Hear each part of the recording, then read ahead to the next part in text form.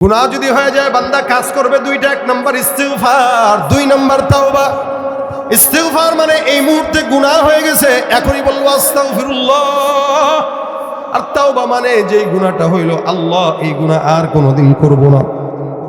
ইস্তিগফার এক জিনিস, তাওবা আরেক জিনিস। কোন বান্দা ইস্তিগফার আর তাওবা করবে, আমার আল্লাহ কয় ইউমাত্তিউকুম মাতাআন হাসানা, ওই বান্দার যত কল্যাণ দরকার সব কল্যাণ আমি আল্লাহ বান্দাকে মরণ পর্যন্ত দান করে দিব। ব্রেন দুর্বল, জেহেন জাকাওয়াত ঠিক নাই, ইস্তিগফার। নেককার বিবি পায় না, ইস্তিগফার। নেককার সন্তান হয় না, ইস্তিগফার। সম্পদে বরকত হয় না, ইস্তিগফার। রিজিকের অভাব, ইস্তিগফার। অসুস্থতা, ইস্তিগফার। দুনিয়াতে এমন কোনো নিয়ামত নাই যেটা ইস্তিগফারের মাধ্যমে আল্লাহ দেয়। আমাদের নিয়ামতগুলো দরকার আছে কিনা ভাইরা আমার? আমরা আখিরি নবীর উম্মত। নবী বলেন সব নবীর উম্মতদের আগে তোমরা জান্নাতে যাবা। সমস্ত নবীর উম্মতরা সিরিয়ালে দাঁড়াবে, তোমরা চলে যাবা জান্নাতে। সারা দুনিয়ার মধ্যে সবচাইতে বেশি আলা মাকামে আল্লাহ পাক আপনাকে আমাকে দান করেছেন।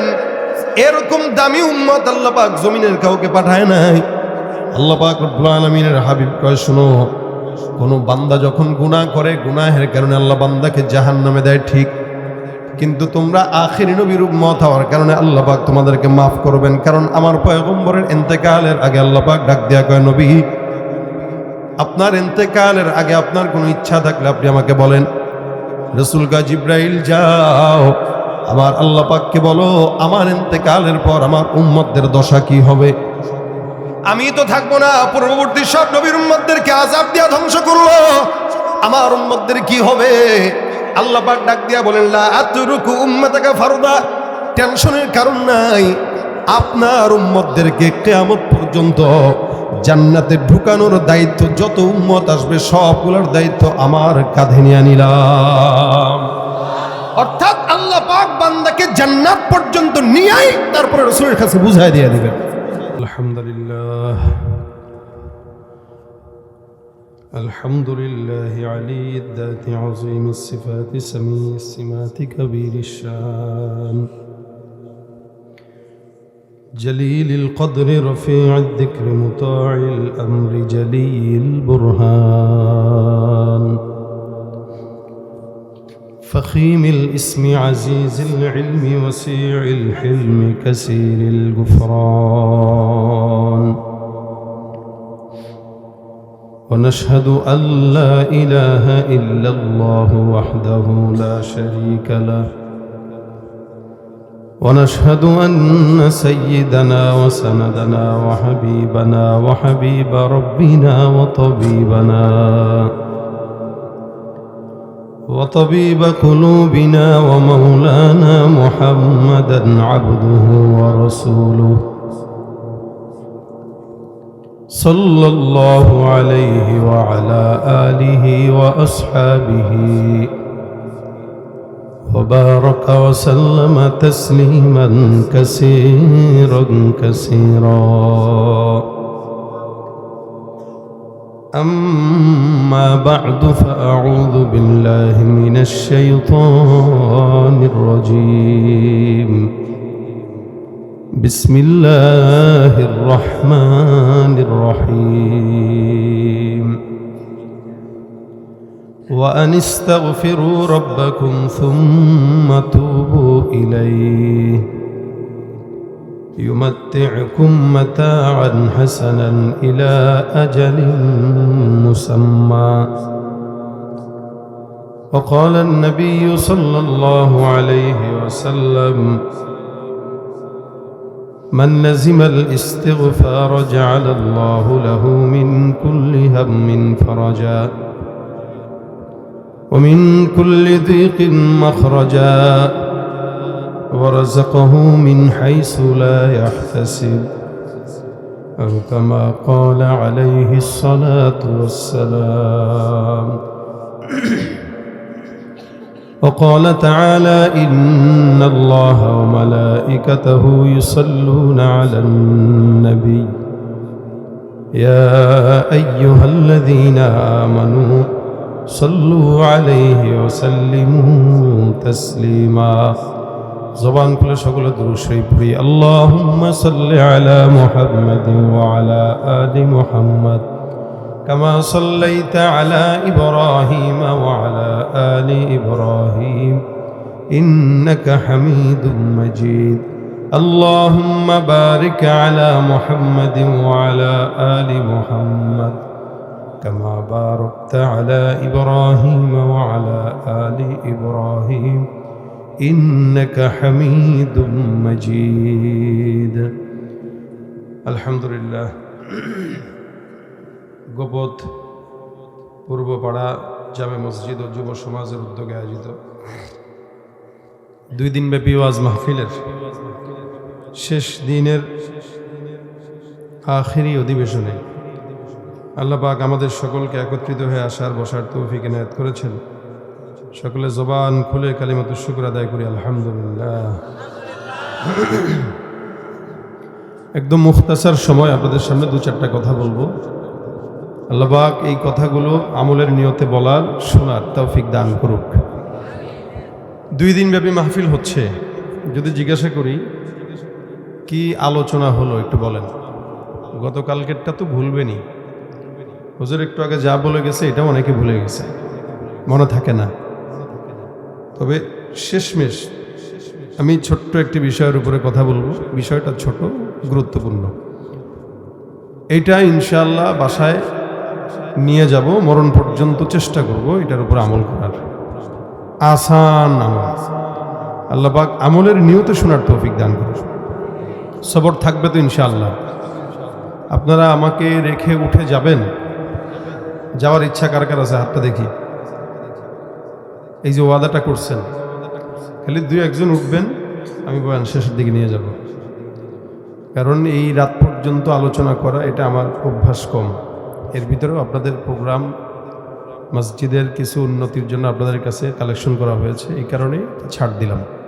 তবে যদি আমাকে ছেড়ে উঠেন আমিও উঠা শুরু করব, কারণ আপনারা এখান থেকে এখানে যাবেন, আমি ঢাকায় যাব। সুতরাং আপনাদের চেয়ে বেশি গুরুত্ব আমার সময়ের। এই জন্য কেউ উঠবেন না, এমনি আগেই বলে দিয়েছি আমি আলোচনা করি কম। এর ভিতরেও রাত বেশি যেহেতু হয়ে গেছে, বেশিক্ষণ কথা বলবো না। বয়ান যা হওয়ার 2 দিনে হয়ে গেছে, এখন শুধু ফিনিশিংটা দিব, মোনাজাত করে তারপরে যাব। হয় না ইনশাআল্লাহ? আওয়াজ দিতে হবে। আমি যেন বুঝি যে আপনারা এখনো সজাগ আছেন। যদি আপনাদের আওয়াজ আমার পছন্দ হয় তাহলে আলোচনাও হবে, ফাঁকে 2-1টা গজল গাওয়ার চেষ্টা করব। এই আওয়াজ থাকলে তাহলে হবে। আওয়াজ যদি কিছুটা কমে তাহলে গজলও হবে না। আসার আগে যেখানে বয়ান করে আসছি ওখানে একটা গজলও গাইনি, শুধুমাত্র পাবলিকের আওয়াজ ছিল না তাই একটাও গাইনি। শুরু থেকে শেষ পর্যন্ত খালি আলোচনা করে চলে আসছি। এজন্য আপনারা যদি এরকম থাকেন তাহলে টেনশন নাই, কারণ গজল গাইতে কষ্ট হয়। আমি যেহেতু প্রধান বক্তা হিসেবে আসছি আলোচনা করতে, আলোচনাই করতে পারবো ইনশাআল্লাহ। তবে আপনারা যদি চান আমি কিছু দিব, তবে সেটার জন্য শেষ পর্যন্ত আওয়াজটা জিহাদের ময়দানের মতো বানায় রাখতে হবে। লিল্লাহে তাকবীর, নারায়ে তাকবীর। ঠিক আছে? ভয় করব কাকে? আল্লাহ আমাদেরকে তার ভয় ঢুকায় দেখ অন্তরে, বলেন আমিন। আমি আপনাদেরকে প্রশ্ন করি, এখানে যারা বসছেন, একটা মানুষ হাত তুলবেন যে লোকটা এই কথার স্বীকারোক্তি করবেন যে আমি আমার এই জিন্দেগিতে বালেগ হওয়ার পর থেকে এখন পর্যন্ত একটা গুনাহও কোনোদিন করি নাই। আমি আছি? কে আছেন এরকম হাত তুলে? হ্যাঁ, কেউ নাই? কি বলেন আপনারা? এত বড় ওলির দেশের লোক। আপনাদের এই দেশে একটা ওলি আছে, আব্দুল লতিফ সিদ্দিকী, আসেনি? এমন ওলির দেশের লোক আপনারা গুনাহ করেন? হ্যাঁ, সেজন্যই তো বলবো। সে নিজে বলে আমার কোনো গুনাহ নাই, বলে কিনা? আপনারা দেখছেন নি এটা? তাও মাহফিলে বলে আমার কোনো গুনাহ নাই। শয়তান কয় আল্লাহ আমার তার মুরিদ বানায় দাও। কথা ঠিক আছে না? এরকম শয়তান থাকলে বাংলাদেশে আর ইবলিসের প্রয়োজন হয় না, যে বলে আমার কোনো গুনাহ নাই। শয়তান কয় ও আমার পীর, আমারও তার মুরিদ বানাও। এত বড় অলির দেশের মানুষ আপনারা, আপনাদের গুনাহ আছে? সারা পৃথিবীতে একটা মানুষ নাই যে মানুষটা এই কথা বলবে যে আমার কোনো গুনাহ নাই। যত বড় পীর বলেন, বুজুর্গ বলেন, ওলি বলেন, কেউ বলতে পারবে না আমার গুনাহ নাই। কিন্তু আফসোসের বিষয় এটা, আমার নিজের গুনাহ রেখেও আরেকজনের গুনাহ পাইলে আমি ওটা নিয়ে নাড়াচাড়া করতে পছন্দ করি। অথচ আমার তলায় গুনার অভাব নাই, আরেকজন কি করলো ওইটা নিয়ে আমার সময় চলে যায়। আল্লাহ রসুল সাল্লাল্লাহু আলাইহি সাল্লাম বলেন, কেউ যদি দুনিয়াতে আরেকজন মুমিন ভাইয়ের গুনাহ গোপন রাখে, সাতারাহুল্লাহু ইয়াউমাল কিয়ামাহ, আল্লাহ পাক কিয়ামতের ময়দানে তার সমস্ত গুনাহ গোপন রেখে দেয়। আচ্ছা বলেন, আমার গুনাহ যদি এলাকার 1000 মানুষ জানে, আমার লজ্জা লাগবে কিনা? কিয়ামতের ময়দানে কোটি কোটি মানুষের সামনে যখন আমাদের গুনাহ প্রকাশ হবে, তখন কি হাল হবে? ওই দিন যদি গুনাহকে গোপন রাখতে চান, আপনার মুমিন ভাইয়ের গুনাহকে গোপন রেখে দেন। ইন্টারনেটের জামানা, কেউ অন্যায় করলে বাস ওটাকে প্রচার করে দাও, প্রসার করে দাও, লিঙ্ক ছড়ায় দাও। এই প্রতিযোগিতা, নগ্ন প্রতিযোগিতা আমরা লেগে আছি। আরেকজনের অন্যায় কিভাবে প্রচার, এই প্রচারের মাধ্যমেই গুনাহের প্রসার হচ্ছে। যত প্রচার হবে গুনার, তত প্রসার। গুনাহ আগেও ছিল, কিন্তু প্রচার ছিল না, যার কারণে প্রসারও ঘটেছে কম। আর এখন গুনাহ যতটুকুই হয় না কেন, ওটার প্রচার হওয়ার কারণে প্রসারটা বাড়তেছে। এই জন্য গুনাহ আরেকজনের চর্চা করা বন্ধ করবে। আল্লাহ হেফাজত করুক। না, আমি আমার নিজের টেনশনে বাঁচি না, আপনার টেনশন করার সময় কই আমার গুনাহের দিকে তাকাইলে আমি জাহান্নামে যাব নিশ্চিত। আমি আবার আপনার টানাটানি করার সময় কোথায়? প্রত্যেকটা বান্দা গুনাহ করে, হ্যাঁ, তবে নবীরা ছাড়া। নবীদের কোনো গুনাহ নাই, মাসুম। নবীরা নিষ্পাপ, নবীদের কোনো ভুল নাই। নবীদের ভুল ধরাটাও কি ভুল? নবীদের ভুল যে ধরে সে ভুল পথে আছে। প্রত্যেকটা নবীরা মাসুম। নবীদের পরে সাহাবা আজমাইনদেরকে আল্লাহ পাক নিষ্পাপ বানাই দিয়েছেন, যে এরাও মাফ, এরা জান্নাতি। প্রত্যেকটা রাসূলের সাহাবী কি জান্নাতি? কি সন্দেহ আছে? মেয়ারে হক, এটা যারা মানে না ওদের ইমানের দুর্বলতা আছে। সাহাবীদেরকে যারা সত্যের মাপকাঠি মানে না, ওরা মুসলমান হতে পারে না। আল্লাহ নবী বলেন, আদনা থেকে আদনা সাহাবী সেও সাহাবী কান্নুজুম, আসমানের তারকা।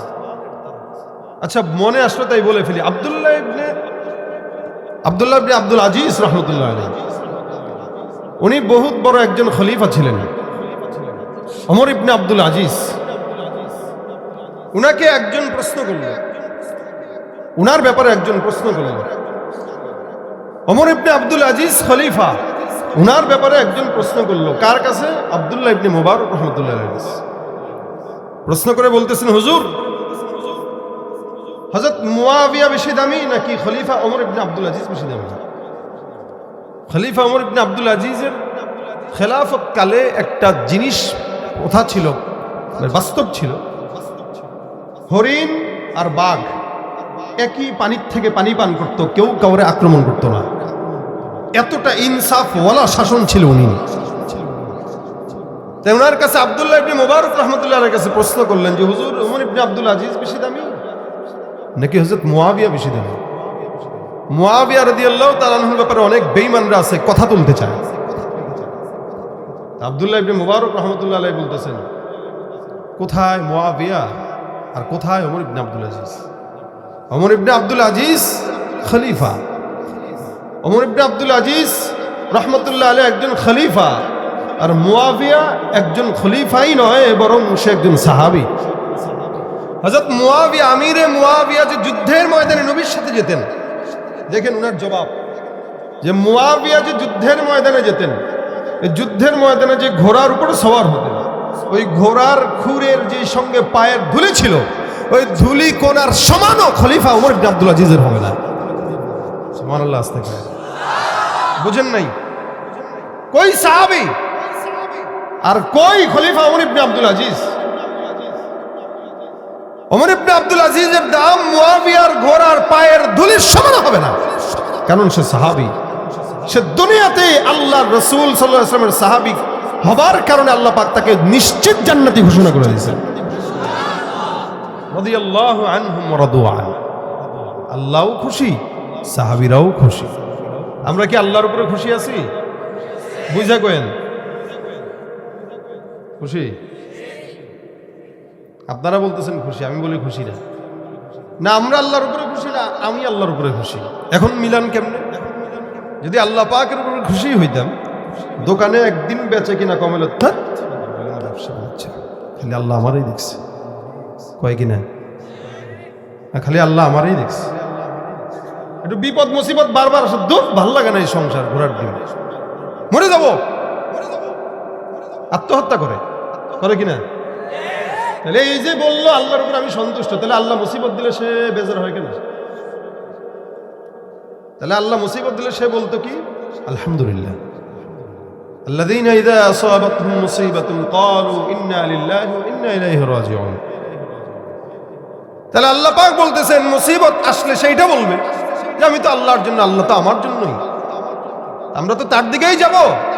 সাময়িক সময়ের মুসিবত, বাস আলহামদুলিল্লাহ। মনে রাখবেন, একটা নেয়ামত আর একটা মুসিবত। নেয়ামতের বিনিময়ে কেউ শুকরিয়া করবে, আল্লাহ পাক তাকে নেয়ামত বাড়ায় দিবেন। আর মুসিবতের বিনিময়ে কেউ সবর করবে, তো আল্লাহ পাক তাকে জান্নাত দিবেন। হ্যাঁ, এখন আমরা দুর্বল যেহেতু, আমরা আল্লাহ পাকের কাছে এটা বলতে পারি যে আল্লাহ নেয়ামতও আপনার তরফ থেকে, মুসিবতও আপনার তরফ থেকে। তা আপনি দুইটাই আপনার তরফ থেকে নেয়ামত, আপনি আমাদেরকে মুসিবতের নেয়ামতের বিপরীতে নেয়ামতটাই দিয়েন। বিপদের যে নেয়ামত, ওই বিপদের নেয়ামতটার বিনিময়ে আপনি আমাদেরকে সচ্ছলতার নেয়ামত দিয়েন। আপনি আমাদেরকে ফোকারা গরিবের যে নেয়ামত, এই নেয়ামতের বিনিময়ে সচ্ছলতার নেয়ামত দিয়েন। যেহেতু আমরা দুর্বল, আমরা একটার বিনিময়ে আরেকটা চাইতে পারি, কিন্তু মুসিবত দেওয়ার পর দুঃখ, আল্লাহ তোমার আর ভালো লাগে না, তার মানে আমরা আল্লাহ পাকের উপরে সন্তুষ্ট। আর সাহাবা আজমাইন আল্লাহ পাকের উপরে খুশি ছিল, আল্লাহও তাদের উপরে কি ছিল? খুশি ছিল। এজন্য তারা বিপদে পড়লেও বলতো আলহামদুলিল্লাহ, আমার মাওলা আমাকে যেমনে চালায় পছন্দ, আমি সামনে চলে বসি। এটা ছিল সাহাবা আজমাইনদের হাল। দেখেন ভাইরা আমার, এরপরে রাসূল বলেন খায়রু উম্মতি করনি সুম্মাল্লাযীনা ইয়ালুনহুম সুম্মাল্লাযীনা ইয়ালুনহুম। তিন জামানার মানুষ ভালো, এর ভিতরে লাস্টের জামানা হচ্ছে তাবেঈদের জামানা। তাবেঈরাও আল্লাহর নবী বলেন রাআনি আও মান রাআনি, যারা আমাকে দেখেছে অথবা আমার সাহাবীদেরকে দেখেছে এরাও জান্নাতি। সুবহানাল্লাহ। তাবেঈরা কোথায় যাবে? জান্নাত। ইমাম আবু হানিফা রাহমাতুল্লাহ জান্নাতি, যারা তাবেঈ এরা জান্নাতি। এই তিন প্রকার মানুষ আল্লাহ পাকের মাফের ঘোষণা পেয়েছেন। এরপর থেকে নিয়ে আজ পর্যন্ত জামানা যত সামনের দিকে আগাবে, যুগের চাহিদার অনুপাতে, গুনাহের অনুপাতে মানুষের গুনাহ তত বাড়বেই, কমবে না। আজ থেকে 50 বছর আগের গুনাহ আর এখনের গুনাহ কি এক? কি বলেন আপনারা? এক? আলহামদুলিল্লাহ।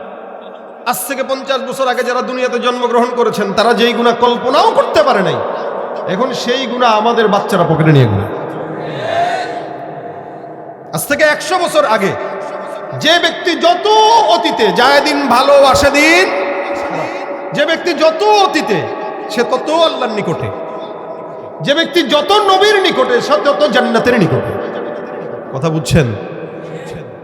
আল্লাহ বলেন আস-সাবিকুন আস-সাবিকুন উলাইকাল মুকাররাবুন ফি জান্নাতিন নাঈম সুল্লাতুম মিনাল আউয়ালিন ওয়া কলিলুম মিনাল আখিরিন। আমার আল্লাহ পাক রব্বুল আলামিন বলেন জামানা যত অতীতে মানুষ তত আল্লাহর নিকটে। ওয়াস-সাবিকুন আস-সাবিকুন উলাইকাল মুকাররাবুন, জামানা যত নবীর নিকটে। আজ থেকে 1000 বছর আগে যেই সন্তান জন্মগ্রহণ করলো, আপনার যে আমার চাইতে অনেক বেশি পয়গম্বরের নিকটে।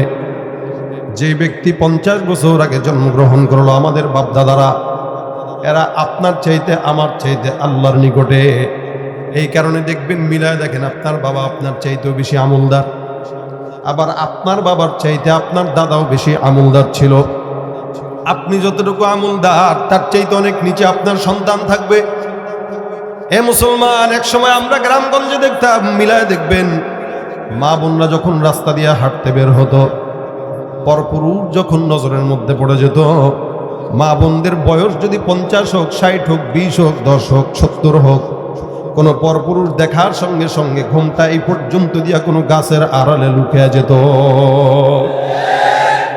অনেক সময় মহিলারা ছাতি নিয়ে বের হতো, সামনে যদি কোনো পরপুরুষ দেখা যায়, যদিও বোরকা পড়তো কিন্তু চোখগুলা দেখা গেলে সামনে ছাতিটা ফুটায় ধরে রাখতো যেন চোখটাও না দেখে।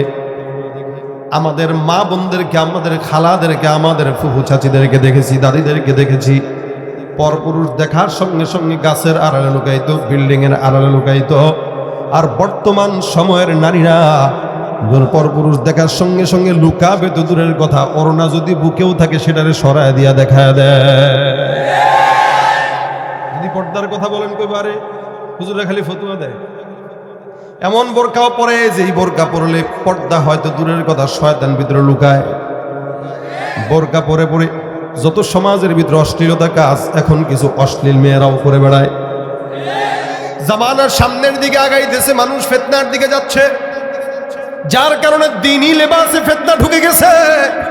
এ মুসলমান নবীর উম্মতের দল, আজ থেকে 50 বছর আগে, 30 বছর আগে যদি আমি আমার বাবার কথাও বলি, এখনো পর্যন্ত আমি আমার বাবাকে দেখি।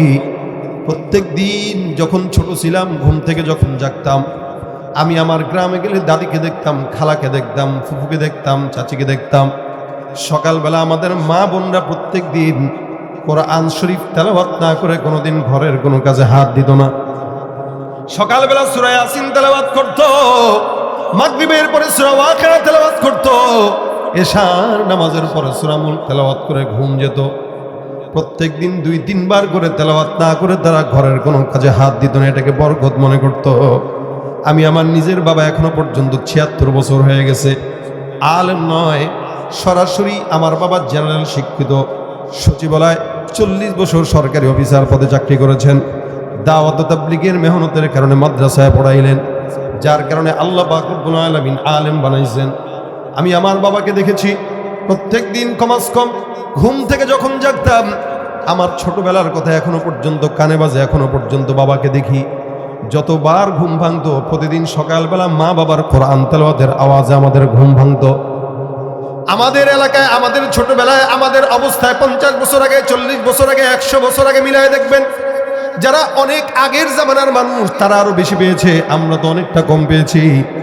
আমাদের বাবাদের কোরআন তেলাওয়াতের আওয়াজে, মাদের জিকিরের আওয়াজে আমাদের ঘুম ভাঙতো। আর বর্তমান সময়ের বাচ্চাদের ঘুম ভাঙে মা বাবার মোবাইল, ফেসবুক আর ইউটিউবের আওয়াজে। বাবা একদিকে মোবাইল চালায়, মা একদিকে মোবাইল চালায়, সন্তান চিন্তা করে তা আমি কি করব। সন্তান এই জন্য 5 বছর বয়সে মোবাইল নিয়ে নেয়। আলহামদুলিল্লাহ, আল্লাহর কাছে শুকরিয়া, ছাত্র জামানায় মোবাইলের সেই ফিতনা আমরা পাই নাই। এখন তো আছে না, খুব আসেনি, মানে আছে না, শুধু আজান দিয়ে আছে, কিছুই করার নাই, এখন এটা জরুরত। আলহামদুলিল্লাহ, আল্লাহর কাছে শুকরিয়া করি যে আমরা আমাদের ছাত্র জামানায় মোবাইলের এই অ্যান্ড্রয়েড সেটের যে ফিতনা এটা পাই নাই। যদি পাইতাম তাহলে আমাদের হালত ছিল দুর্বল।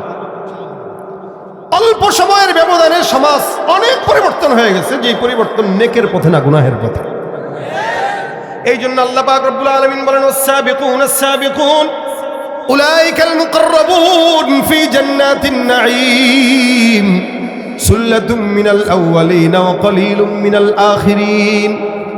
টেনশন নাই, যদিও সামনের জামানার মানুষগুলো জাহান্নামী হবে বেশি, কিন্তু আমার আল্লাহ পাক রব্বুল আলামিন বান্দাকে বললেন, বান্দা জমিনের মধ্যে যতই গুনাহ হোক না কেন কাজ করবা দুইটা। 1 নাম্বার ওয়া আনিস্তাগফিরু রাব্বাকুম, 2 নাম্বার সুম্মা তুবু ইলাইহি। গুনাহ যদি হয়ে যায় বান্দা কাজ করবে দুইটা, 1 নাম্বার ইস্তিগফার, 2 নাম্বার তাওবা। ইস্তিগফার মানে এই মুহূর্তে গুনাহ হয়ে গেছে, এখনই বলবো আস্তাগফিরুল্লাহ। আর তাওবা মানে যেই গুনাহটা হইল, আল্লাহ এই গুনাহ আর কোনোদিন করব না। ইস্তিগফার এক জিনিস, তাওবা আরেক জিনিস। কোন বান্দা ইস্তিগফার আর তাওবা করবে, আমার আল্লাহ কয় ইউমাত্তিউকুম মাতাআন হাসানা, ওই বান্দার যত কল্যাণ দরকার সব কল্যাণ আমি আল্লাহ বান্দাকে মরণ পর্যন্ত দান করে দিব। ব্রেন দুর্বল, জেহেন জাকাওয়াত ঠিক নাই, ইস্তিগফার। নেককার বিবি পায় না ইস্তেগফার, নেককার সন্তান হয় না ইস্তেগফার, সম্পদে বরকত হয় না ইস্তেগফার, রিজিকের অভাব ইস্তেগফার, অসুস্থতা ইস্তেগফার। দুনিয়াতে এমন কোন নিয়ামত নাই যেটা ইস্তেগফারের মাধ্যমে আল্লাহ দেয় না। আমাদের নিয়ামতগুলো দরকার আছে কিনা ভাইরা আমার? আমরা আখিরি নবীর উম্মত। নবী বলেন সব নবীর উম্মতদের আগে তোমরা জান্নাতে যাবা। সমস্ত নবীর উম্মতরা সিরিয়ালে দাঁড়াবে, তোমরা চলে যাবা জান্নাতে। সারা দুনিয়ার মধ্যে সবচাইতে বেশি আলা মাকামে আল্লাহ পাক আপনাকে আমাকে দান করেছেন। এরকম দামি উম্মত আল্লাহ পাক জমিনের কাউকে পাঠায় নাই। আল্লাহ পাক রব্বুল আলামিনের হাবিব কয়, শুনো, কোন বান্দা যখন গুনাহ করে, গুনাহের কারণে আল্লাহ বান্দাকে জাহান্নামে দেয় ঠিক, কিন্তু তোমরা আখিরি নবীর উম্মত হওয়ার কারণে আল্লাহ পাক তোমাদেরকে মাফ করবেন। কারণ আমার পয়গম্বরের ইন্তেকালের আগে আল্লাহ পাক ডাক দিয়া কয়, নবী, আপনার ইন্তেকালের আগে আপনার কোনো ইচ্ছা থাকলে আপনি আমাকে বলেন। রাসূল কয়, জিব্রাইল যাও আমার আল্লাহ পাককে বলো আমার ইন্তেকালের পর আমার উম্মতদের দশা কি হবে। আমি তো থাকবো না, পূর্ববর্তী সব নবীর উম্মতদেরকে আযাব দিয়া ধ্বংস করলো, আমার উম্মতদের কি হবে? আল্লাহ পাক ডাক দিয়া বলেন, লা আতরুকু উম্মাতাকা ফারদা। টেনশনের কারণ নাই, আপনার উম্মতদেরকে কিয়ামত পর্যন্ত জান্নাতে ঢুকানোর দায়িত্ব, যত উম্মত আসবে সবগুলোর দায়িত্ব আমার কাঁধে নিয়ে নিলাম। অর্থাৎ আল্লাহ পাক বান্দাকে জান্নাত পর্যন্ত নিয়েই তারপরে রাসূলের কাছে বুঝাই দিয়ে দিবেন। তাহলে বুঝাই দিতে গেলে বান্দাকে ক্ষমা করা দরকার আছে না? নবী হাদিস শরীফে সাহাবা একরামদেরকে বর্ণনা করেন, বনি ইসরাইলের জামানার একজন বান্দা 99টা খুন করলো। এই বান্দা 99টা খুন করার পর আল্লাহর বান্দা কোনো একটা জায়গায় মাফ চাওয়ার জন্য একজন আবেদের কাছে গেছে। এখানে আলহামদুলিল্লাহ মাদ্রাসার তালিবুল ইলম আছে, আমিও তালিবুল ইলম, আপনারাও তালিবুল ইলম। একজন তালিবুল ইলমের সম্মান কত বেশি, আলেমের সম্মান কত বেশি। নবী বলেন, ফাদলুল আলিমি আলাল আবিদি কাফাদনি আলা আদনাকুম। আলেম ছাড়া একজন আলেম 1000 আবেদ বরাবর। আবেদ যত বড় হোক, ইলম না থাকলে ধ্বংস অনিবার্য হয়ে যায়। আর আলেম ইবাদত কম করলেও বুঝা করে, টাইম বুঝে, সময় বুঝে, বাস্তবতা বুঝে, এজন্য সে অল্প আমল করলেও নাজাতের জন্য যথেষ্ট হয়ে যায়। আর যত বড় আবেদ হোক, দিন বুঝে, এমন বুঝাই বুঝে যে ময়দানে যায় আলেমদেরকে ধরে ধরে পিটায় আর মারে। আবেদ ইলম তো নাই, খালি ইবাদত বুঝছে, আর কিছু বুঝে না। আবেদ যে ইবাদত বুঝে না, টাইম বুঝে না, এটা আমি আপনাদেরকে শোনাই। আমি জুমার নামাজ পড়াইতেছি, তো পড়াইতেছি, একজন আল্লাহর বান্দা পিছন থেকে হেঁটে হেঁটে সামনে আসছে, বয়ান করতেছি জুমার, হাতে একটা তসবিহ আছে। তা আমি বয়ান করতেছি, আমি মাঝখানে দেখি এই আল্লাহর বান্দা তসবিহ নিয়ে টিপতেছে, জিকির করতেছে। আমি বয়ানের ফাঁকে দেখি, মাশাআল্লাহ, এত জিকিরওয়ালা বান্দা, জিকির করুক ভালো। তো বয়ান যতক্ষণ করছি ততক্ষণ জিকির করছি। বয়ান শেষ, এবার খুতবা দিতে দাঁড়াইছি। ওরে আল্লাহ, তাই তাকায় দেখি সে এখনো তসবিহ দিবে। অথচ হাদিসে আসছে কি, যখন খুতবা দেয় খতিব সাহেব, তখন ফেরেশতারাও তাদের খাতা বন্ধ করে নিজেরা খুতবা শুনতে বসে যায়। খুতবা শোনা কি শুধু ওয়াজিব নাকি? কেউ কথা বললে চুপ থাকো, এটা বলাও নিষেধ। এ বললো মানে তার খুতবা সে শেষ করলো। আল্লাহর বান্দা তখনও জিকির করে। আমি ভাবলাম তার দিকে খুতবার মাঝখানে 2বার তাকাই, হয়তো সে বুঝবে। তা আমি তার হাতের দিকে আমরা তাকাইলাম, চেহারার দিকে একবার তাকাইলাম। আমি তাকাই, সে আরো জিকিরের পাওয়ার বাড়ায় দেয়। আমি বলি, লা হাওলা ওয়ালা কুওয়াতা, এই তো জিকির এখন আমি এর ইস্ক বাড়াই দিয়েছি। এই হলো আবেদের আলেমের পার্থক্য। আলেম এলেম করে, এলেম অনুযায়ী আমল করে, বুঝে কোন জায়গায় কতটুকু করলে যথেষ্ট। এ কারণে সে অল্প করলেও সেটা সময় মতো করে, বুঝে শুনে করে। আর আবেদ সারা দিন ইবাদত করবে, জিকির করবে, নামাজ পড়বে, টাইম বুঝবে না, উল্টা পাল্টা টাইম ইবাদত করে। আবেদের কাছে গেছে 99টা খুন কর। আপনারা কেউ করছেন নি খুন? একটা খুন করছেন কেউ? হাত তুলেন করলে তো হুজুর, এটা কি করলে হাত তোলা যায়? এটা কোনো কথা কইলেন? রাজনীতি করেন আর খুন করেন নাই, এটা তো হয় না। আমাদের বাংলাদেশের রাজনীতি মানেই নোংরামি আর খুনাখুনি। 15 বছর শিখে গেছে এরা, এখন নতুন করে জন্ম নিছে আরেক দল।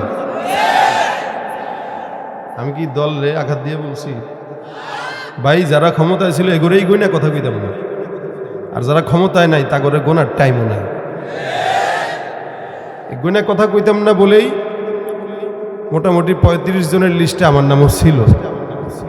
আপনাদের টাঙ্গাইলে ওয়াজ করতে আসছি, প্রশাসন বাধা দিয়ে স্টেজে উঠতে দেয় না, কেউ হুজুর যেমনি আসছেন এমনি চলে যান আপনাদের টাঙ্গাইলে। তাহলে ক্ষমতাশীল সরকারের সামনেও উচিত কথাই বলছি, আমরা কোনো দলের বিরোধিতা করি না, আমরা দুর্নীতির বিরোধিতা করি, আমরা চাঁদাবাজের বিরোধিতা করি। সুতরাং ভাইরা আমার, নতুন বাংলাদেশ সেটা, যদিও হাত বদল হয়েছে, চাঁদাবাজ বদল হয় নাই। তো মনে রাখবেন, আগামীর বাংলাদেশকে ইসলামী বাংলাদেশ করার অনেক বড় একটা সুযোগ এখনো পর্যন্ত আছে। যদি আবারও আগের মতো করে চোরদেরকেই সাপোর্ট করেন, আবারও আগের মতো করে এমন লোকদেরকেই সাপোর্ট করেন যারা আবার তাদের মতো হওয়ার সম্ভাবনা আছে, তাহলে সারা জিন্দেগি কপাল ঠোয়াবেন, শান্তি কপালে আসবে না। যতদিন কোরআন সুন্নাহর আইন এদেশে পাশ না হবে, শান্তি আশা করা বোকামি ছাড়া কিচ্ছু না। ঠিক কিনা জোরে কর। একদল আসবে দিল্লির গোলামি করবে, আরেক দল আসবে যুক্তরাষ্ট্রের গোলামি করবে, আরেক দল এসে যুক্তরাজ্যের গোলামি করবে। দুনিয়ার মুসলমান কোনোদিন কোনো আমেরিকা, ইউরোপ, লন্ডন, ভারতের গোলামি করে না। গোলামি করে কার? ঠিক আছে কথা, গোলামি করবো কার? তাহলে দেখেন, 99টা খুন করলো এই আল্লাহর বান্দা। খুন করে আবেদের কাছে যায়, ডাক দেখা, ভাই রে, আল্লাহর কাছে আমি ক্ষমা পেতে চাই। কেন? আমার খুন 99টা। কয়টা? আবেদ কয়, কয়টা বললাম? 99টা। এরকম লোকটা দেখাবো না। ভাবটা বলতেছি, হাদিসে এই ভাষ্য নাই, ভাবটা বলতেছি আর কি। আমি সারাদিন ইবাদত করি, জিকির করি, তাসবিহ পড়ি, তাহাজ্জুদ পড়ি, কত কিছু করি, তারপরে তো আল্লাহর কাছে ক্ষমা আশা করি না। আর তুই বেটা 99টা গুনাহ কইরা, কেউ ভাই হাসি লাগলো আপনাদের? মানে ভাবটা এরকম, আমরা অনেক সময় অনেকটা জাহান্নামে পাঠাই দিই খুব সহজে। এই বেটা কত বড় গুনাহগার, সে আবার মাফ চায়। হ্যাঁ আচ্ছা ভাই, মাফ করেনওয়ালা কে? আল্লাহ আমারও মাফ করলে আপনার বাপের কোন ক্ষমতা আছে? আজীব হাল। আল্লাহর দয়া ছোট না বড়? আল্লাহ আমার দয়া করলে আপনার সমস্যা। অনেকে না না, হেতে নিয়ে জান্নাতে যাবো, ওরে খাইছে, অত সোজা? ও জাহান্নামের শেষে যাবে একদম। তা তুই কই যাবি রে? আজীব হাল। আমরা একজনকে জাহান্নামে পাঠাই দিচ্ছি। আল্লাহ কয়, এদের জন্য আমি জান্নাত রেডি রাখছি, উইদ্দাত লিল মুত্তাকিন। আমি রাখছি জান্নাত, ও কয় জাহান্নামে যাবে। তুই যা, তোর বাপে যাবে। এই লোক আবেদ, তো আবেদের জেহেন যতটুকু গায়রে মুকাল্লাফ।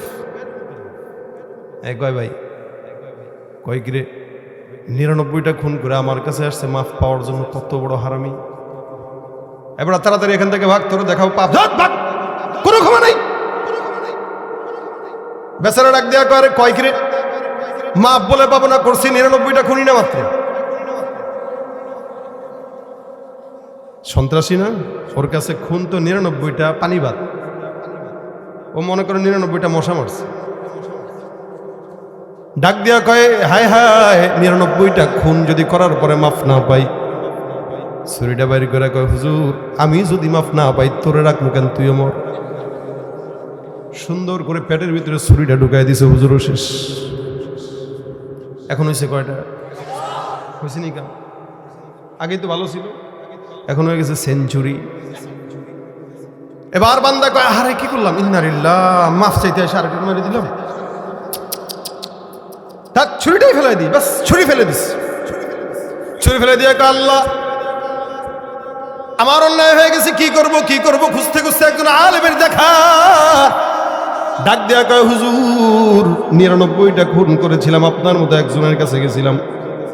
আল্লাহর বান্দা কয়, আমি নাকি মাফ পাবো না, মেজাজ গরম হয়ে গেছে, ওইটারও মেরে দিছি। আপনার কাছে আসছে, আপনি এখন বলেন আল্লাহ মাফ করবে কিনা? হুজুর কয়, টেনশন নাই, মাফ 100%। বেচারা কয়, হুজুর মনে হয় ভয় পাইছেন। ভয় নাই, আমি ছুরি টুরি ফেলাই দিছি। আলেম কার বেটা, দুধ তুই আমার মারলে আমি না জান্নাতে যাবো, তুই কি হবে? এটা চিন্তা কর। তাহলে যে বলছেন টেনশন নাই, আর হে তো বলছে আমি মাফই পাবো না। আলেম ডাক দেয়া বলে, শুনো, একটা বান্দার গুনাহ যতই বেশি হোক না কেন, ওই বান্দা 100টা খুন কেন 1 কোটিও যদি খুন করে, বান্দা তোমার গুনাহ যেখানে শেষ, আমার আল্লাহ পাক রব্বুল আলামিনের দয়া মাত্র সেখান থেকেই শুরু। হাদিস শরীফে আবু হুরায়রা রাদিয়াল্লাহু তাআলা আনহু থেকে বর্ণিত, রাসূল করিম সাল্লাল্লাহু আলাইহি সাল্লাম বর্ণনা করেন, একটা বান্দা, এই বান্দাটা জমিনের মধ্যে আল্লাহ পাক তাকে কতটুকু দয়া করে, রহমত করে। আল্লাহ নবী বলেন, মোহাব্বত, প্রেম, ভালোবাসা যখন আল্লাহ পাক রব্বুল আলামিন বানায়, এটাকে 100 ভাগে আল্লাহ পাক ভাগ করেছেন। রাসূল ডাক দিয়া কয়, 100 ভাগে ভাগ করার পর 1 ভাগ মোহাব্বত গোটা জমিনের ভিতরে আল্লাহ ছড়ায় দেয়, 1 ভাগের কিঞ্চিত মোহাব্বত উম্মতের মধ্যে দেয়, 1 ভাগের মোহাব্বত আমার পয়গম্বরের ভিতরে দেয়, ওই 1 ভাগের মোহাব্বত মাখলুকাতের মধ্যে দেয়, 1 ভাগের মোহাব্বত জিন্নাতের মধ্যে দেয়। গোটা 100 ভাগের ভিতরে 1 ভাগটা গোটা জমিনের মধ্যে ছড়ায়। নবী ডাক দিয়া কয়, বাকি 99 ভাগ মোহাব্বত আমার আল্লাহ পাক রব্বুল আলামিন শুধুমাত্র বান্দাকে ক্ষমা করার জন্য আল্লাহ নিজের কাছে রেখে দিয়েছে। কার দয়া? বান্দারে ডাক দিয়া কয়, তুমি একটা কাজ করো, যাও এখান থেকে বহুত দূরে কিছু আলেমে দ্বীনকে দেখবা, ওদের কাছে যাইবা, মাফ চাবা, তাদের সোহবতে সময় লাগাইবা, আল্লাহ পাক রব্বুল আলামিন তোমাকে মাফ করে দিতেও পারে। বান্দা চিন্তা করলো, ঠিক আছে, এবার ভালো জায়গা মতো আসছি, মাফ মিলে যাবে।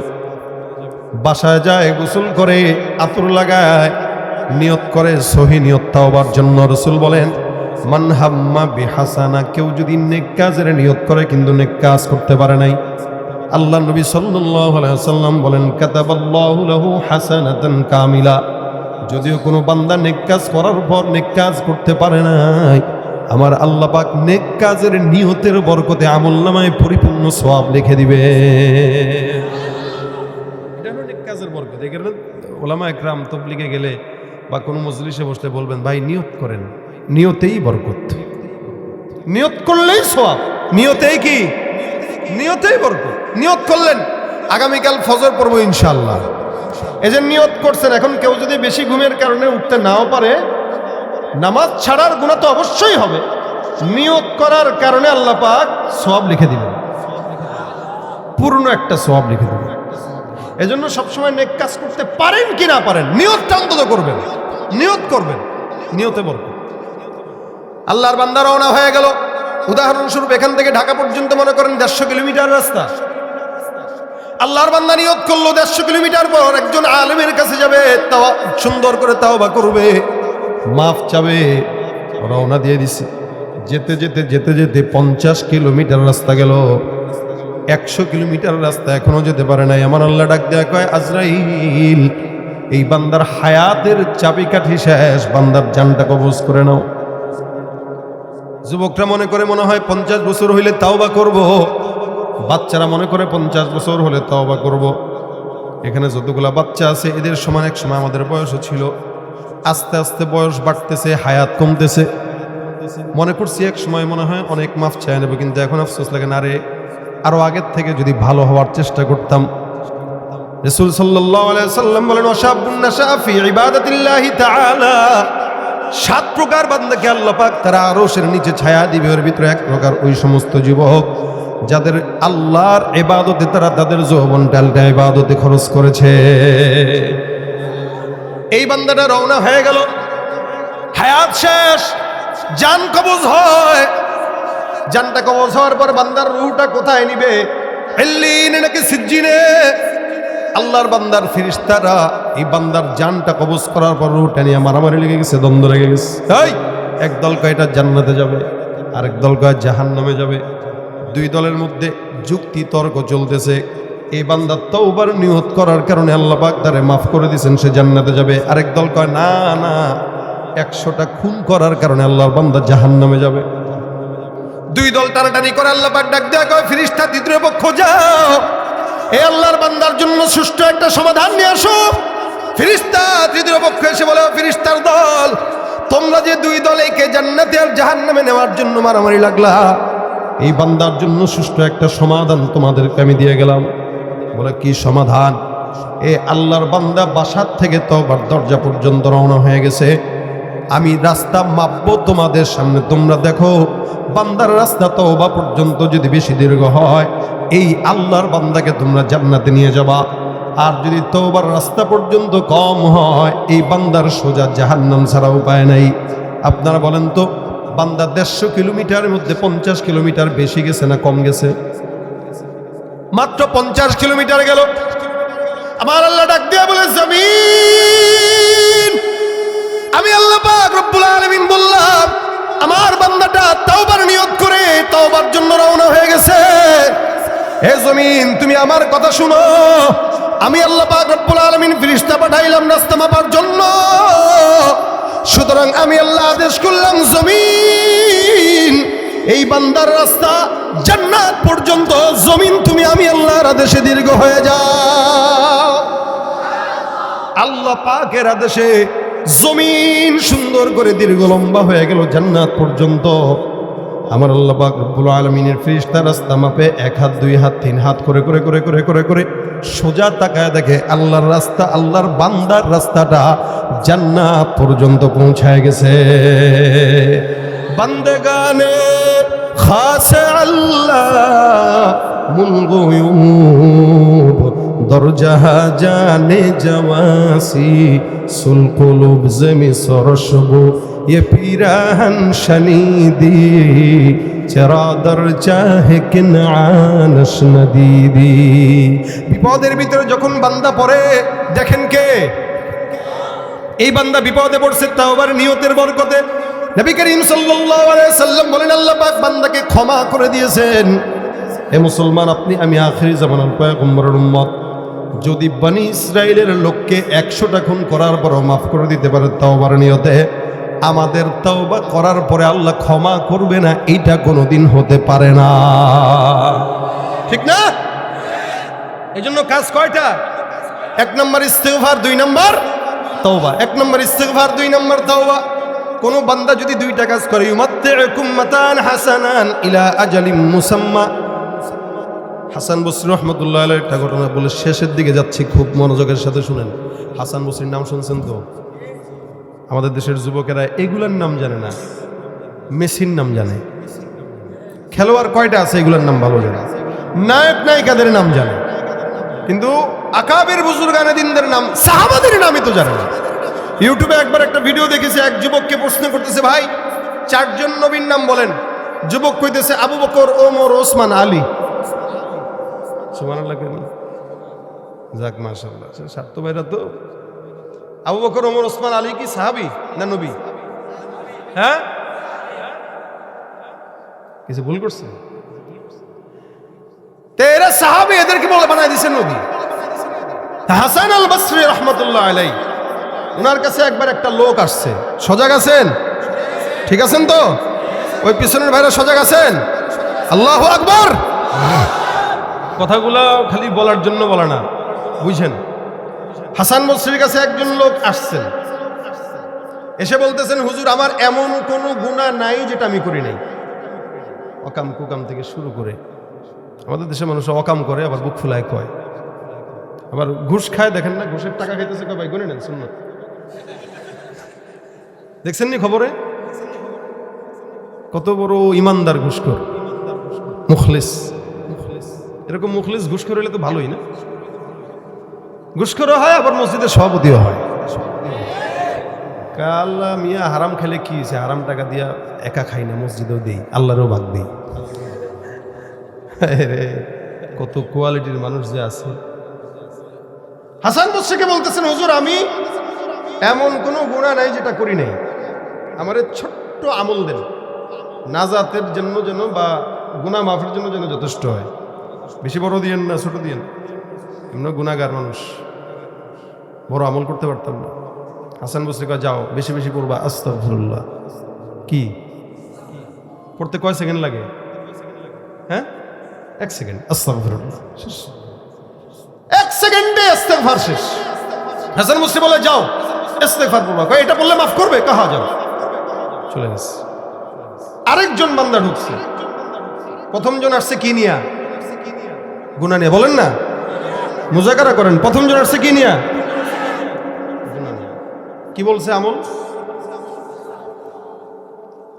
দ্বিতীয় জন আবার ঢুকলো, ঢুকে বলতেছে হুজুর আমাদের এলাকায় বৃষ্টি হয় না, আসমান থেকে বৃষ্টি নাই, এমন একটা ছোট্ট আমল দেন যে আমলের কারণে আল্লাহ পাক আসমান থেকে বৃষ্টি দিবেন। হাসান বসরি কয় যাও যাও বেশি বেশি পড়বা আস্তাগফিরুল্লাহ। প্রথম জন আসলো কি নিয়া? দ্বিতীয় জন কি নিয়া? বৃষ্টি নাই। 3 নম্বরে আরেকজন আল্লাহর বান্দা ঢুকলো, হুজুর আমার বাজারে দোকান আছে, বেচা কিনা নাই, সম্পদের অভাব, এমন একটা আমল দেন যে আমলের কারণে আল্লাহ পাক সম্পদের অভাব দূর করে দিবেন। হাসান বসরি কয় যাও বেশি বেশি পড়ো আস্তাগফিরুল্লাহ। 3 নম্বরে কি নিয়ে আসছে? অভাব। কি নিয়ে আসছে? প্রথম জন আসলো গুনাহ নিয়া, দ্বিতীয় জন আসলো, তৃতীয় জন আসলো অভাব। হাসান বসরি কয় যাও আস্তাগফিরুল্লাহ পড়ো। 4 নম্বরে আরেকজন আল্লাহর বান্দা ঢুকলো, হুজুর আমার সন্তান হয় না, এমন একটা আমল দেন যে আমলের কারণে আল্লাহ পাক সন্তান দান করবে। এখন বর্তমানে অনেক বেআকল আহমকের দল আছে, সন্তান না হইলে সোজা খাজা বাবার দরবারে মাজারে যায় হাজির হয়। বউরে নিয়ে আব্বাকে ফু দেন, কই ফু দিব বউ? আয় হ্যাঁ। আবার অনেক পীর আছে এতে কাফে রেখে 3 দিনের এতে কাফে খানকাস, বিবিরে যদি খানকায় 3 দিনের এতে কাফে বসায়, 3 দিন পরে যদি বিবি প্রেগনেন্ট হয় বুঝবেন সন্তান আপনার না আপনার বাপের। পীরগিরি আর মাজার পূজা চলছে দেশটা জুড়িয়া, শিরকি আর ভণ্ডামিতে দেশটা গেছে ভরিয়া। পীরগিরি এলাকায় আসেনি? আমার তো মন বলে না যে এত বড় মাদ্রাসা এখানে থাকতে মাজার থাকতে পারে। আসেনি? যেমন চায় তা করুক, জান্ন মাজার, আল্লাহ হেদায়েত দান করুক বলে না আমি। 2 নম্বরই করেনি, ফলের ভিতরে উল্টাপাল্টা জিনিস মিশায়। ডিম মুরগি পারে ফ্রি, এরা করে দান্দাবাজি। একটা মুরগির দাম, ডিমের দাম কত আপনারা জানেন? যদি দেশি মুরগি হয় তাহলে ঢাকায় আমি কিনি হইলো 1 হালি 120 টাকা।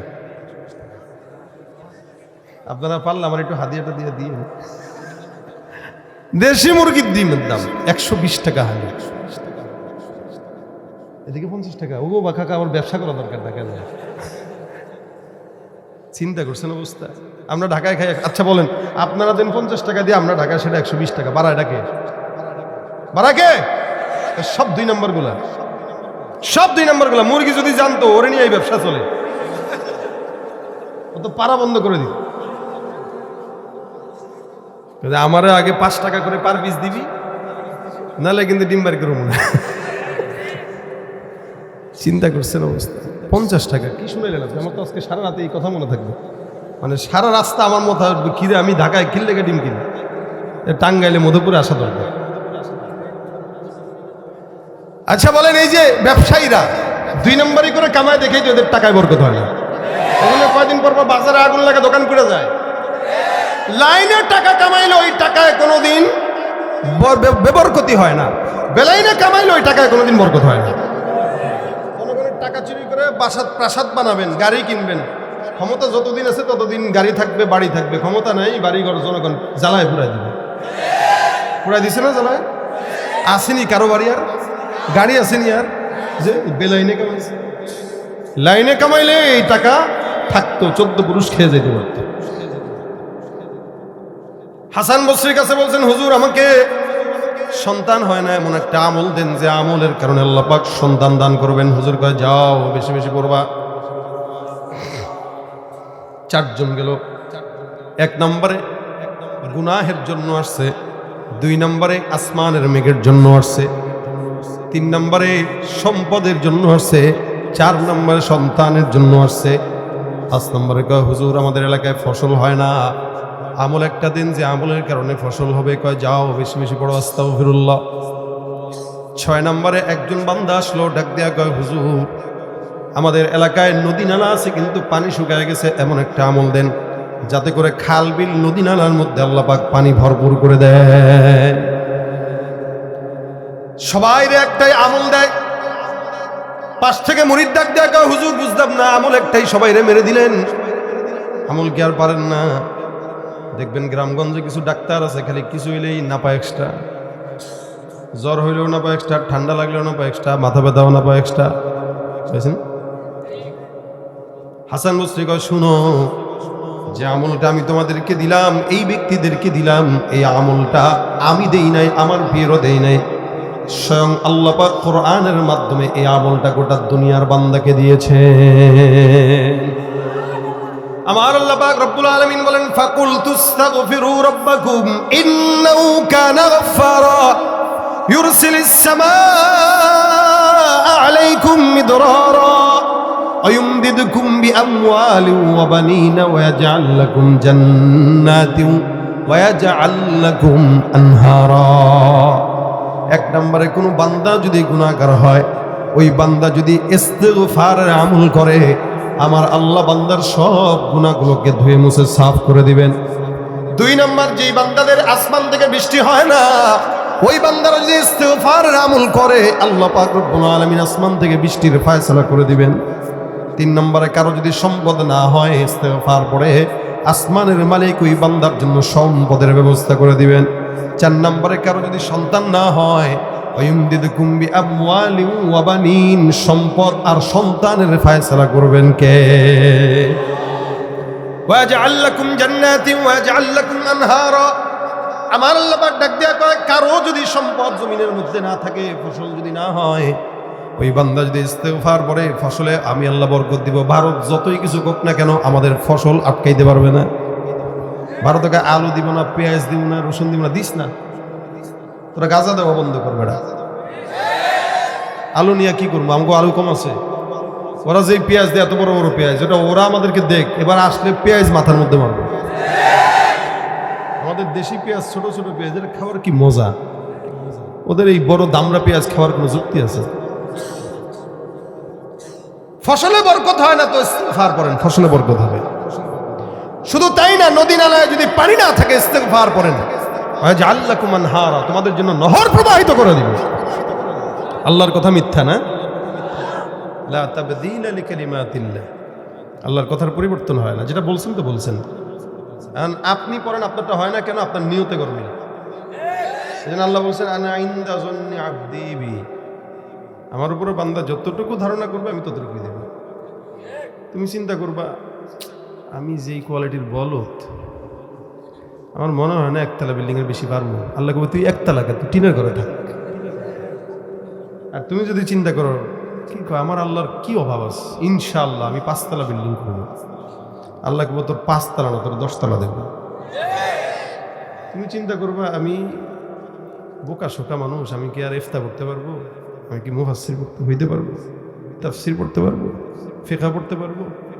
উলুমুল হাদিস পড়তে পারবো? আল্লাহকে বলতে, বেটা গাদা, তুই মারো নাই থাক। আর তুমি যখন কবা না ইনশাআল্লাহ ইলমি লাইনে যত উচ্চ স্তর আছে সবগুলা পড়বো, আল্লাহ কবে এর চেয়েও বেশি করে দেবো।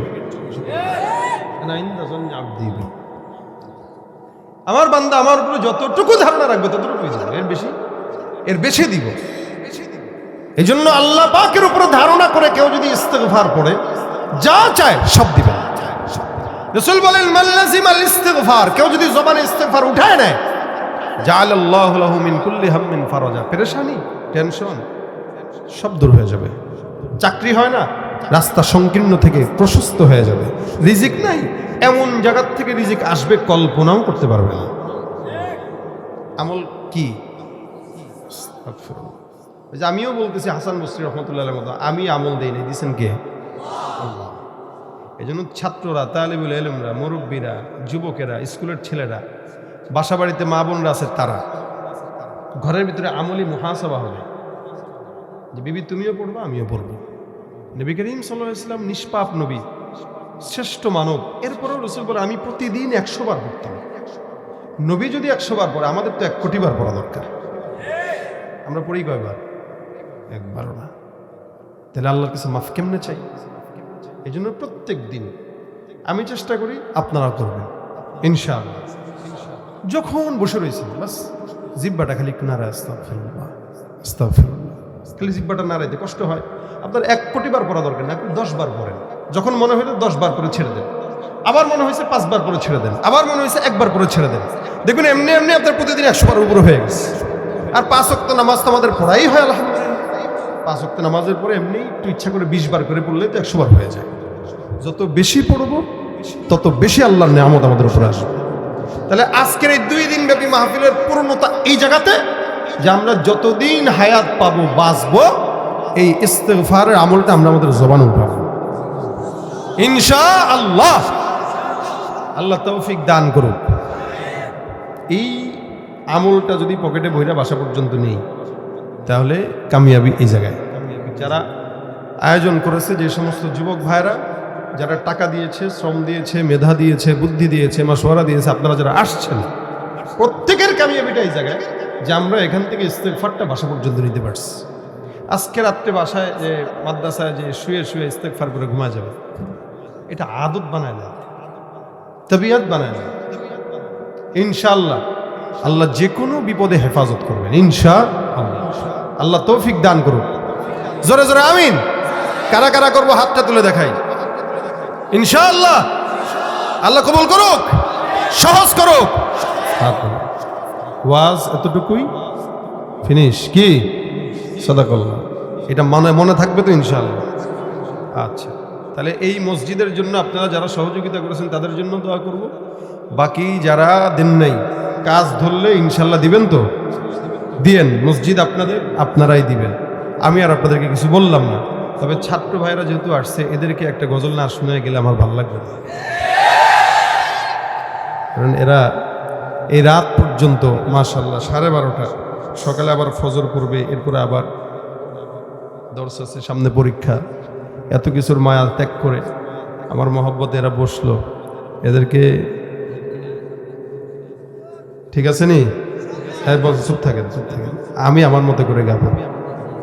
তাহলে আমরা চেষ্টা করব ওই আমলটা করার, ওইটা মাথায় রাখবে ইনশাআল্লাহ। আচ্ছা, এখন আপনাদেরকে নিয়ে সবাই মিলে যেন গাইতে পারেন এই গজলটাই গাই নাকি? তাহলে রাসূল সাল্লাল্লাহু আলাইহি ওয়াসাল্লামের মহব্বতে বিশ্ব নবীর অপমান গাইতে পারবে? এরপরে আমার অনেক ভাইরা আমাকে মেসেজ দেয়, অনেক ছেলেরা মেসেজ দেয়, আপনাদের গজলগুলো আমরা মাদ্রাসার ছাত্ররা বিশেষ করে গজল তো চর্চা করে, এরা গজল গাইতে চায় কিন্তু এরা পারে না, এরা ভুলভাল গায়। আমাদের লেখাগুলো আমরা যেমন গাই অনেক সময় লিরিক বুঝে না এরা। এই ভুলভাল গাওয়ার জন্য তাদের জন্য এই যে গজলের কিতাব আছে, ভান্ডার, মোটামুটি মাহফিল আসলে যেন অসুবিধা না হয়, এখান থেকে দেখে দেখে পড়ার মতো সুবিধা আছে মাশাআল্লাহ। এদের জন্য এই গজলের বই নেওয়া আছে। যেই সমস্ত গজলগুলো আমাদের পরিচিত, এই পরিচিত গজলগুলো এই জায়গায় আছে ইনশাআল্লাহ। যারা আপনাদের এই টাঙ্গাইলে তো একসময় বাউল গান, ফাউল গান অনেক বেশি হইতো না? এখন কমছে কিনা? আইসা আইসা ওই যে গানের শিল্পীগুলো, আমি এগুলোর নামও মুখ উচ্চারণ করতে চাই না, আইসা আইসা বাউল গান গায়া যায়। আমাদের মুরব্বীরাও মাশাআল্লাহ টুপি মাথায় দিয়ে একটা সিগারেট হাতে দাঁড়ায়, ও গো কি সুন্দর গো নাচে। এখন আলহামদুলিল্লাহ যুবকরা ওগুলা দেখে না, এখন ইসলামী সঙ্গীত, ওয়াজ মাহফিলের বিপ্লব ঘটে গেছে। এই জন্য এই বিপ্লবের চর্চা আপনারা করবেন। আইনুদ্দিন আল আজাদ রহমতুল্লাহ আলাইহি একটা কথা বলবো, যে কেউ যদি চায় আলেম হইতে, সে মাদ্রাসায় পড়লে আলেম হইতে পারে আল্লাহ পাকের দয়ায়। কিন্তু কেউ যদি চায় ইসলামী সংস্কৃতির বিপ্লবের চর্চা করতে, গজলের চর্চা করতে, সে পারে না, কারণ এটার জন্য কণ্ঠ দরকার আছে। এই জন্য যাদের কণ্ঠ আছে তাদের পড়ালেখার পাশাপাশি, পড়ালেখা ক্ষতি না করে এটার চর্চা করাটা একটা সংস্কৃতির বিপ্লবের রাস্তা।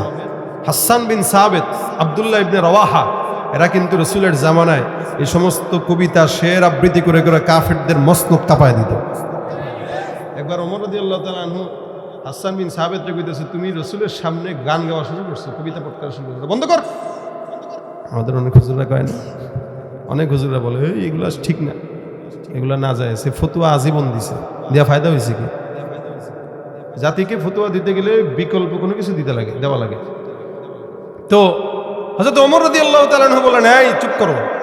নবী করিম সাল্লাল্লাহু আলাইহি ওয়াসাল্লাম বলেন, না, ওকে বলতে দাও, কারণ ওর এক একটা শব্দ কাফের বেঈমানদের গায়ে তীরের চাইতে বেশি আঘাত লাগে।